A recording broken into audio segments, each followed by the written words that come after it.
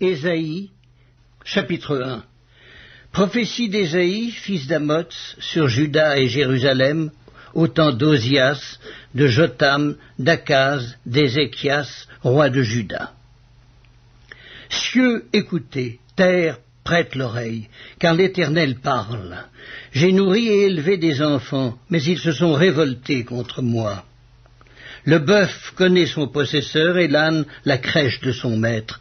Israël ne connaît rien, mon peuple n'a point d'intelligence.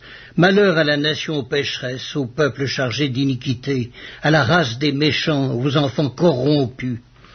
Ils ont abandonné l'Éternel, ils ont méprisé le Saint d'Israël. Ils se sont retirés en arrière. Quel châtiment nouveau vous infligez quand vous multipliez vos révoltes? La tête entière est malade et tout le cœur est souffrant. De la plante du pied jusqu'à la tête, rien n'est en bon état.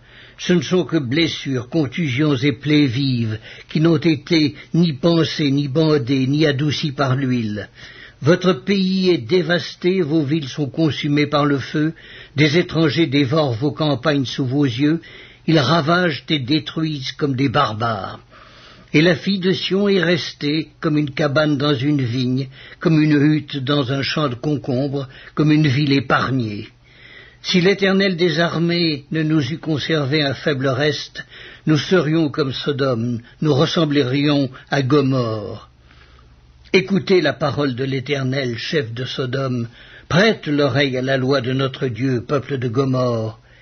Qu'ai-je à faire de la multitude de vos sacrifices, dit l'Éternel.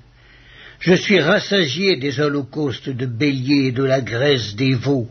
Je ne prends point plaisir au sang des taureaux, des brebis et des boucs. Quand vous venez vous présenter devant moi, qui vous demande de souiller mes parvis? Cessez d'apporter de vaines offrandes. J'ai en horreur l'encens, les nouvelles lunes, les sabbats et les assemblées. Je ne puis voir le crime s'associer aux solennités. Mon âme hait vos nouvelles lunes et vos fêtes. Elles me sont à charge, je suis las de les supporter. Quand vous étendez vos mains, je détourne de vous mes yeux. Quand vous multipliez les prières, je n'écoute pas. Vos mains sont pleines de sang. Lavez-vous, purifiez-vous, ôtez de devant mes yeux la méchanceté de vos actions, cessez de faire le mal. Apprenez à faire le bien, recherchez la justice, protégez l'opprimé, faites droit à l'orphelin, défendez la veuve, venez et plaidons, dit l'Éternel. Si vos péchés sont comme le cramoisi, ils deviendront blancs comme la neige. S'ils sont rouges comme la pourpre, ils deviendront comme la laine. Si vous avez de la bonne volonté et si vous êtes docile, vous mangerez les meilleures productions du pays. Mais si vous résistez et si vous êtes rebelles, vous serez dévorés par le glaive, car la bouche de l'Éternel a parlé. Quoi donc? La cité fidèle est devenue une prostituée?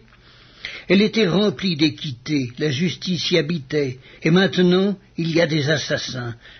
Ton argent s'est changé en scorie, ton vin a été coupé d'eau.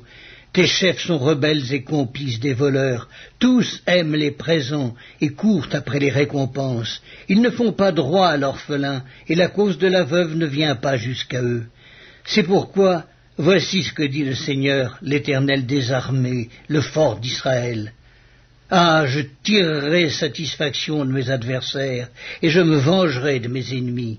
Je porterai ma main sur toi, je fondrai tes scories, comme avec de la potasse, et j'enlèverai toutes tes parcelles de plomb. Je rétablirai tes juges tels qu'ils étaient autrefois, et tes conseillers tels qu'ils étaient au commencement. Après cela, on t'appellera ville de la justice, cité fidèle. Sion sera sauvé par la droiture, et ceux qui s'y convertiront seront sauvés par la justice. Mais la ruine atteindra tous les rebelles et les pécheurs, et ceux qui abandonnent l'Éternel périront. On aura honte à cause des térébintes auxquelles vous prenez plaisir, et vous rougirez à cause des jardins dont vous faites vos délices. Car vous serez comme un térébinthe au feuillage flétri, comme un jardin qui n'a pas d'eau. L'homme fort sera comme de l'étoupe, et son œuvre comme une étincelle. Ils brûleront l'un et l'autre ensemble, et il n'y aura personne pour éteindre.